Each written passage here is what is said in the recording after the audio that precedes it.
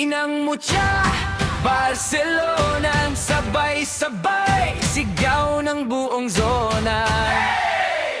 Diwa mong tanglaw, ikaw ang saya ng bawat araw.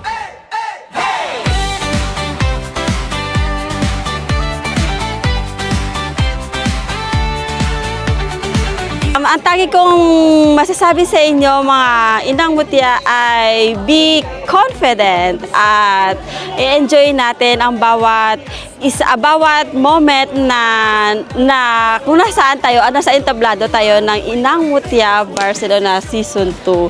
So, every moment na gagawin ninyo, every moment na gagawin natin ay i-enjoy natin yan dahil this is something that we could enjoy at we could proud sa sarili natin bilang isang ina. At para naman sa magiging Inang Mutya Season 2 ay congrats.